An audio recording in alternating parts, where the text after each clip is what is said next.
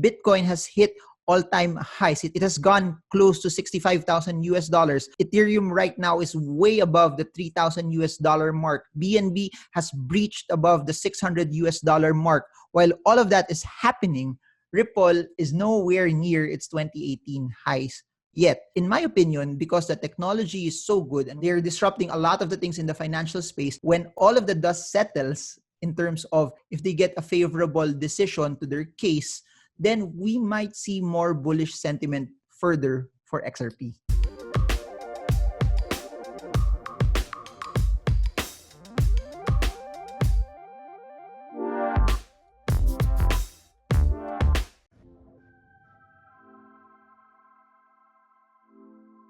Hi everyone, so in this video, I want to talk about Ripple, I want to talk about XRP. What is it exactly? And over the next few weeks, we're going to do deep dives on different altcoins altogether with one goal, just to give you more information on these different tokens and coins to be able to help you make the right decision. If this is something that fits you, this is something that fits your risk tolerances as well. So by the time of this recording, XRP's price is at 1.62 US dollars. And it has a market cap of 73 billion, making it the fourth largest token / cryptocurrency in the market right now. And please do note that Ripple has been massively in the news over the past few weeks, primarily because the market is thinking that Ripple may have a favorable decision when it comes to their court case, and that's why the price is moving up. But let's look at the fundamentals. Let's do a deep dive and let's look at also what Ripple XRP really is. So basically, Ripple XRP is a cryptocurrency that acts as a digital payment network for financial institutions. Hindi lahat ng tokens or coins are like Bitcoin. Everyone thinks that Bitcoin equals cryptocurrencies. Please remember, it's not like that. You have the likes of Ethereum, Cardano, which are smart contracts. Polkadot is also a smart contract. Then you also have tokens that are decentralized exchanges. Everyone just lumped cryptocurrencies all together that it's pretty much like Bitcoin, but it's not. So Ripple basically is a digital payment network for financial institutions. Every time you would transfer money overseas, it takes days. If you are watching this and you are in a Filipino setting, you know the lines when it comes also to Western Union. And this is what I think Ripple XRP is trying to disrupt. It's trying to make borderless payments from one country to another massively better.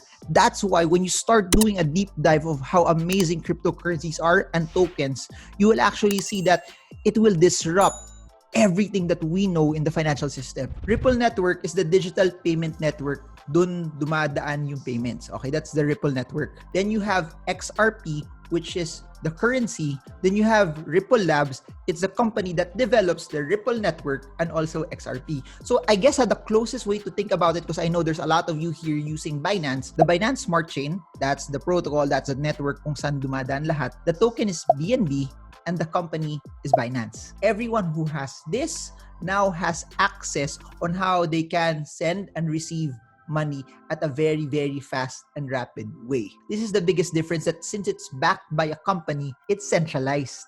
And unlike the entire concept of cryptocurrencies, which is decentralized, this one deviates from it. That's why it makes it a bit different from all of the other tokens and cryptocurrencies that we are talking about. So please remember, the competitor of Ripple that it's trying to disrupt right now is Swift.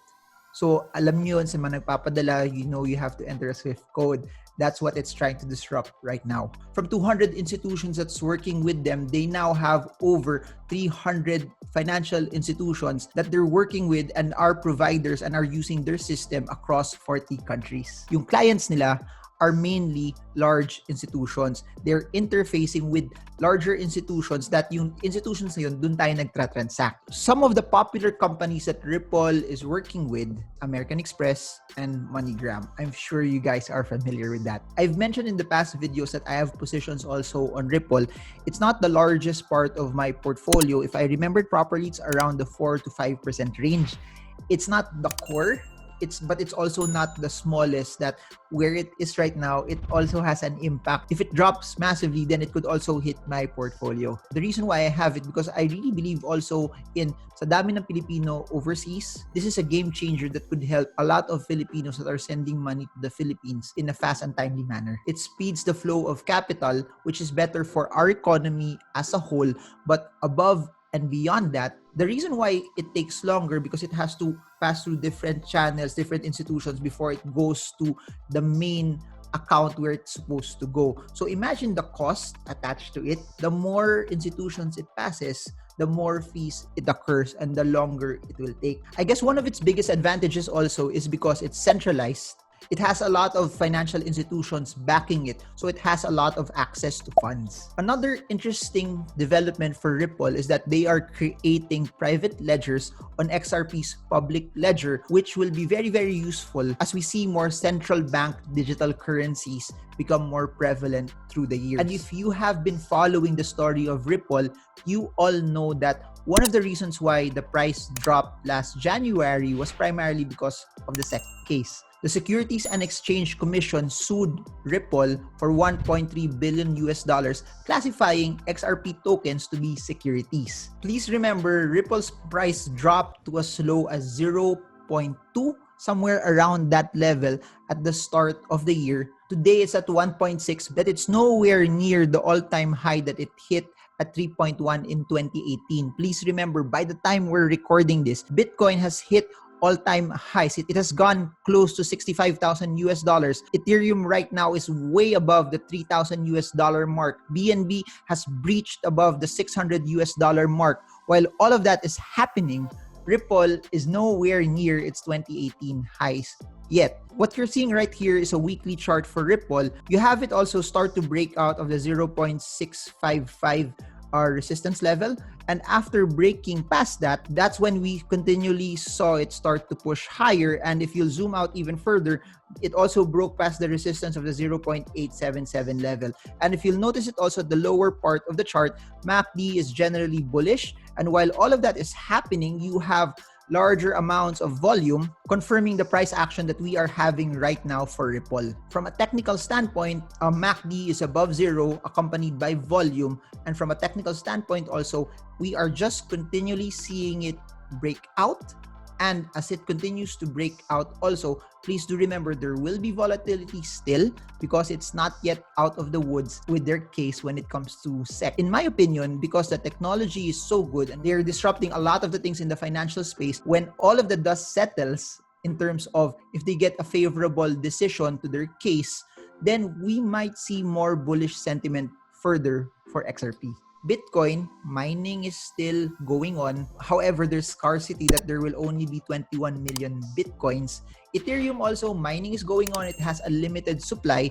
The difference between XRP versus ETH and BTC is that all of the XRP tokens right now are pre-mined. There will never be new XRP tokens that will ever be released. There's no chance for miners to earn more. Since it's centralized, a large chunk of the ownership of the XRP tokens are owned by Ripple. Not just Ripple, but also their chairman, their CEO, their executives, and also their board members. XRP, Ripple is far from what we're seeing as something that's decentralized. Everything will rise and fall to whatever Ripple will do to XRP. Please do remember that Ripple and XRP are two different things. Ripple Labs is the company, XRP is the token. Do not buy, sell, hold, or avoid XRP just because I talk about it here. Please do your own due diligence. Please study it on your own. Do not buy XRP just because you hear it off a YouTube channel. That's so important. It has to be your money, your responsibility. You have to take the time to be able to analyze it well. You have to take the time to be able to study and do a deep dive of what it truly is. Because if you don't, and you just listen to what everyone else tells you, then there's no conviction there. What do you guys think? Do you guys like Ripple? Do you guys like XRP? Do you think it should be part of your portfolio right now? How does it fare up against the coins that you have or own? Let me know. Please put it in the comment section. If you're new to this, my name's Marvin Germo. I'm an investor primarily in the stock market, but over the past few months, I've been spending a lot of time not just learning, but also executing and investing in the cryptocurrency market. And I want to share my journey with you as well as an investor in it. By no means I'm an expert in this space. I know there are a lot of people who are much better than me in the cryptocurrency market, but I really believe it's the future, and I really believe that it's something that's worth investing into. And if you want more of this content, like, share, subscribe, and smash the bell so you get updated every time I come up with new content about investing.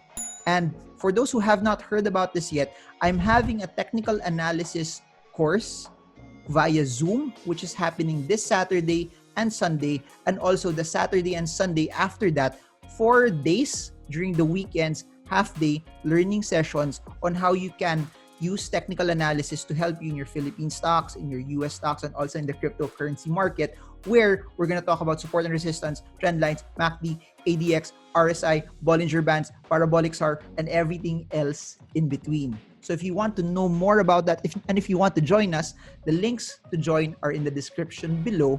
And also, we have the largest investment conference in the country, Icon 2021, where we will headline Rex Mendoza, Tony Herbosa, Philip Hagedorn, Mike Manuel, Randall Chongson, David Lichu, Dodong Kakanando, and so much more. So if you want to join and hear different insights on crypto, property outlook, economic outlook, entrepreneurship, investing, stocks, global markets, the link is in the description below as well.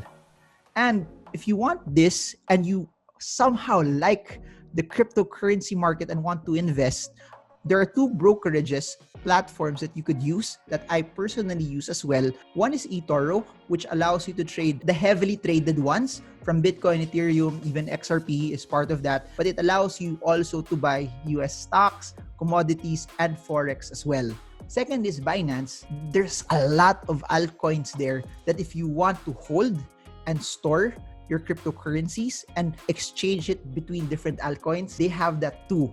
And what's interesting about that is 1,000 pesos, 2,000 pesos, 3,000 pesos, you can already get kickstarted on your journey as an investor in the cryptocurrency market space. I also have books that are available in both Shopee and Lazada. And if you want to read my books, check it out. So I guess that's it for now. If you have any suggestions on the next coin that you want me to talk about, feel free to put it in the comment section and I'll try to answer it, or send me a DM via Patreon or Instagram. So that's it for now. This is Marvin Germo. I hope this video helps you trade well, trade strong, trade smart. See you all again soon, guys, and God bless you all.